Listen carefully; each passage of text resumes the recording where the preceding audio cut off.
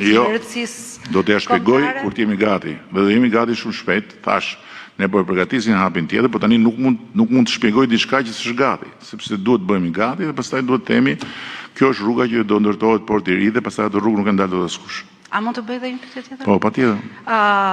Me që ishim të deklaratat e ambasadave, si u lexuan, në fakt aty ka një fjali që nuk kërkohet që të mos pengohet puna e SPAK-ut dhe në raportin e fundit që ka dorëzuar SPAK në Kuvendin e Shqipërisë për punën e strukturës gjatë 2025-s, ka një fjali ku thuhet që shprehet shqetësimi i SPAK-ut për ndryshimet e mundshme ligjore që mund të kufizojnë punën e kësaj strukture.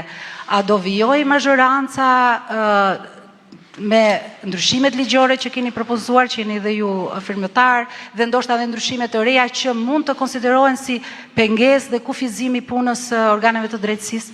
Nuk kam lexuar këtë raport dhe nuk mund të komentoj diçka që s'e kam lexuar vetë, por në mirëbesimin tuaj që më dhat një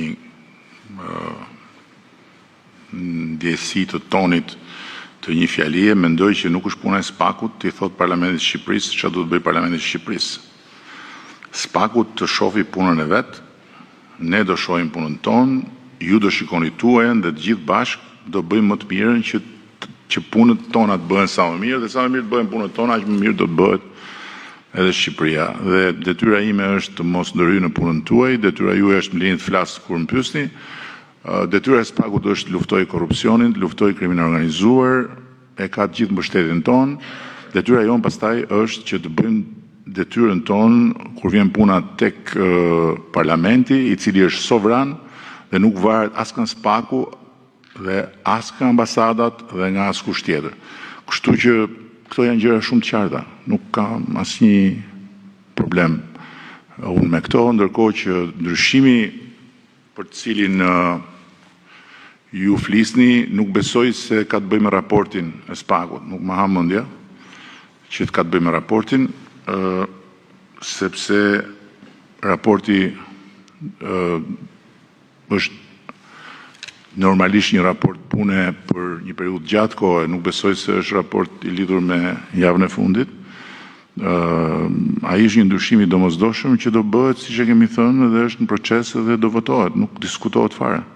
Nuk ka shans që të ndodhi më në Shqipëri që të çohet një prokuror me gjykatës pezullojnë funksionet vitale të qeverisë apo të institucioneve të tjera të cilat nuk mund ta delegojnë dot.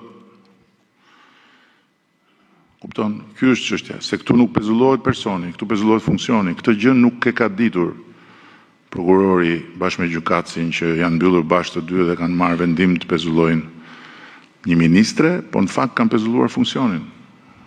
Funksioni sepse nuk e ka askush tjetër autoritetin me ligj që të vazhdojë të udhëheq ministrinë në mungesë ministrit. Është shumë e qartë dhe shumë e thjeshtë.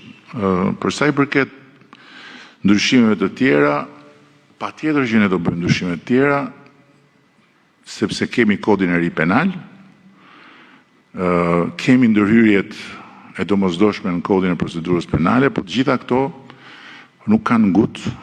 Për të gjitha këto ne po punojmë, kemi një material shumë voluminoz edhe me shumë brum për tu diskutuar, që është drafti i përgatitur nga grupi i ekspertëve të pavarur shqiptar me në krye drejtorin e shkollës magjistraturës, është ripunuar dhe është në ripunim sipas informacionit që kam unë mbi bazën e gjitha vërejtjeve që janë bërë, po ndërkohë kemi dhe dy aleat në këtë proces, Ministrinë e Drejtësisë Italisë dhe Ministrinë e Drejtësisë Francës, me një rrjet ekspertësh që këto dy ministrina i kanë vënë në dispozicion dhe me të cilët do të rishikojmë gjithë kodin e ri, do rishikojmë normat e kodit procedurës penale. Për kodin e ri kemi dhe qeverinë holandeze të përfshirë që na ka vënë në dispozicion dy ekspertë